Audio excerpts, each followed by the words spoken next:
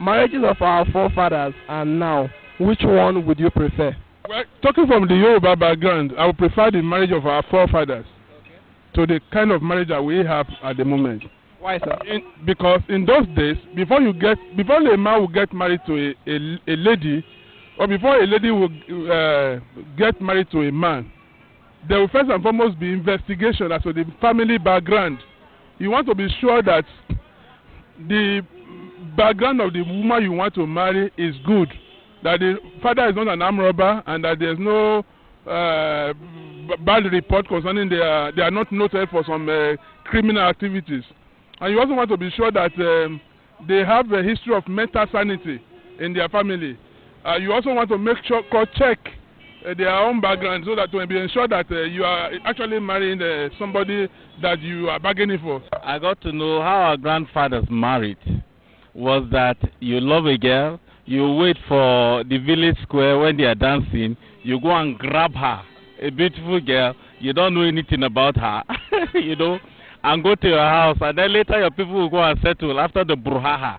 You know, that is not good, because you don't know if you are carrying a lady with a terrible character. In fact, if you are carrying somebody, it didn't used to be rife now, but if you try it now, the lady will poison you. I believe you've heard of the Kanu case.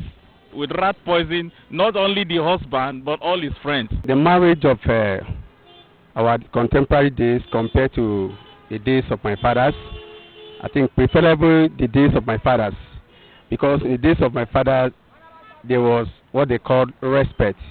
A woman having a respect to his husband as the head of the family. But in our contemporary days, there is no such. These days, a young man and a young woman just meet at the street. The next day they are posting the invitation card. I don't think that is proper enough.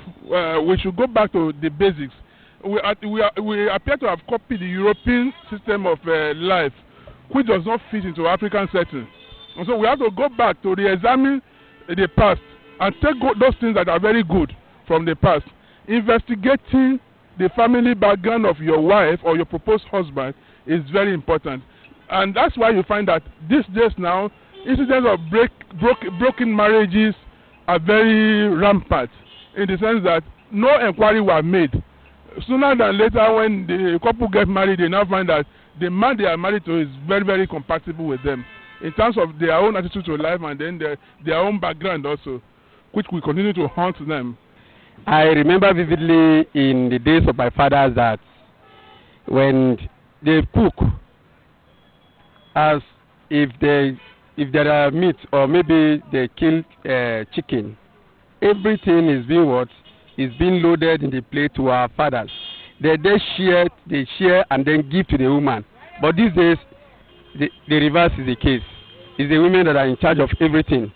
That removes a little regard from the man. If you see a lady and you're in love with her, you know, you go through the process, their traditional process, and in the church or mosques now, we have processes that you follow. They say what an elder sees sitting down, a young man who climbs a tree will not see. In those days, women have respect for their husband, that when they want to give them anything, they have to bend, go to their knees to give their husband, honor their husband as the head of the family, give them respect. But these days, it's a true. They stay afar and throw things to their husband. So I prefer marriage to those days than to these days. Those days we used to have people, you see it as it is. You know a lady with a few recommendations, you know her character.